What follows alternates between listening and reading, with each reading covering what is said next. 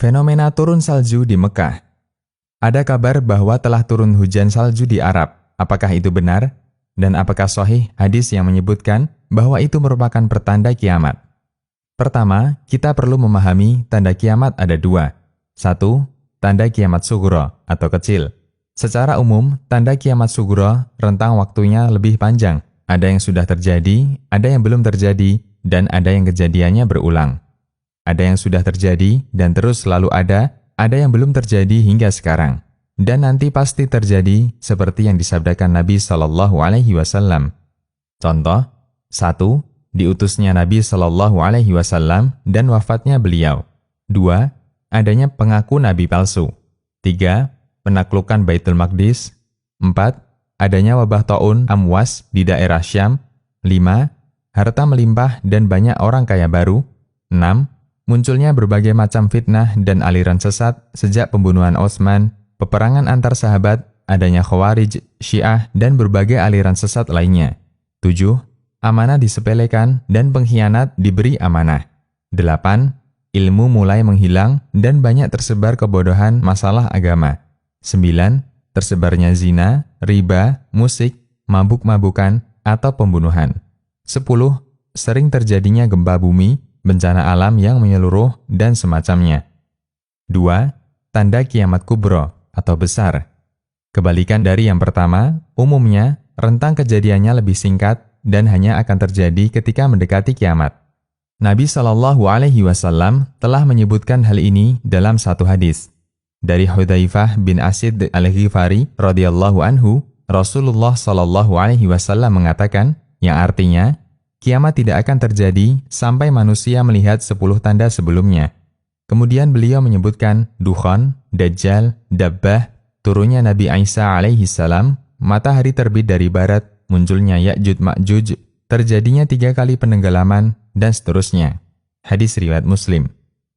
Turun salju di Arab, tanda dekatnya kiamat. Salah satu tanda kiamat, Arab akan menjadi tanah yang subur, dan ini termasuk tanda kiamat sugro.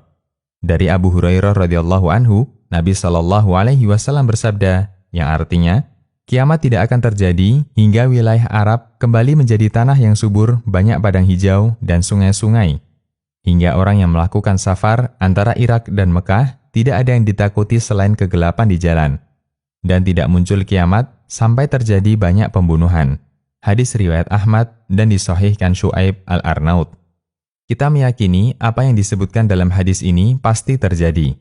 Jazirah Arab yang tandus dengan padang pasirnya akan kembali menjadi padang hijau yang banyak rerumputan. Hanya saja kita tidak bisa memastikan kapan ini akan terjadi dan bagaimana cara Allah mengubah gurun gersang menjadi lahan hijau.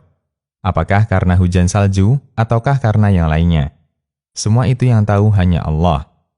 Dalam fatwa Islam, ketika membahas masalah salju di Arab yang diyakini masyarakat sebagai tanda dekatnya kiamat, menyatakan, menurut kami, kembalinya Jazirah Arab menjadi tanah yang subur, banyak padang hijau dan sungai-sungai tidak bisa dipungkiri. Akan tetapi, kita tidak bisa memastikan bahwa keadaan ini penyebabnya adalah es yang meleleh. Karena pengetahuan tentang kejadian ini hanya Allah yang tahu. Fatwa Islam.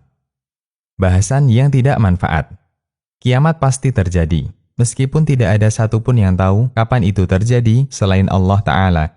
Sehingga tidak perlu kita tunggu atau bertanya-tanya kapan kiamat. Yang mengesankan adanya harapan agar kiamat segera terjadi.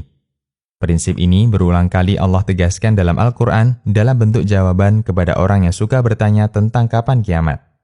Di antaranya firman Allah yang artinya, mereka menanyakan kepadamu tentang kiamat. Kapankah itu terjadi? Katakanlah, sesungguhnya pengetahuan tentang kiamat itu hanya di sisi Tuhanku. Tidak seorang pun yang dapat menjelaskan waktu kedatangannya selain Dia. Kiamat itu amat berat huru-haranya bagi makhluk yang di langit dan di bumi. Kiamat itu tidak akan datang kepadamu, melainkan dengan tiba-tiba. Mereka bertanya kepadamu, seakan-akan kamu benar-benar mengetahuinya. Katakanlah, sesungguhnya pengetahuan tentang hari kiamat itu adalah di sisi Allah. Tetapi kebanyakan manusia tidak mengetahui. Quran Surat Al-A'raf ayat 187. Di ayat lain, Allah juga berfirman, yang artinya, manusia bertanya kepadamu tentang hari berbangkit. Katakanlah, Sesungguhnya pengetahuan tentang hari berbangkit itu hanya di sisi Allah. Dan tahukah kamu, hai Muhammad, boleh jadi hari berbangkit itu sudah dekat waktunya. Quran Surat Al-Ahzab ayat 63. Kemudian Allah juga berfirman yang artinya, orang-orang kafir bertanya kepadamu Muhammad tentang hari kebangkitan, kapankah terjadinya? Siapakah kamu sehingga dapat menyebutkan waktunya? Kepada Tuhanmu lah dikembalikan ketentuan waktunya. Quran Surat An-Nazi'at ayat 42 hingga 44. Dan kita bisa perhatikan semua jawaban yang Allah sampaikan lebih dekat pada bentuk kritikan dan bukan pujian.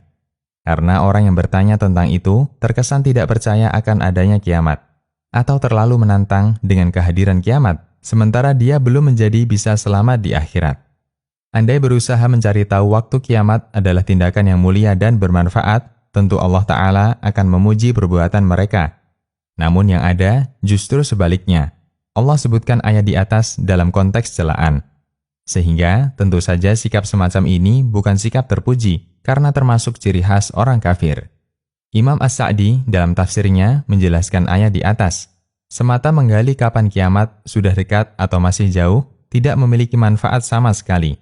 Yang lebih penting adalah kondisi manusia di hari kiamat, rugi, untung, celaka, ataukah bahagia. Bagaimana seorang hamba mendapatkan azab ataukah sebaliknya mendapatkan pahala? Taisir Al-Karim Ar-Rahman. Sebagai seorang muslim yang sadar akan kehadiran kiamat, seharusnya yang dipikirkan bukan kapan kiamat, namun yang lebih dipikirkan adalah apa yang telah kita siapkan untuk kehidupan di akhirat. Demikian, Allahu a'lam. Konsultasi Syariah.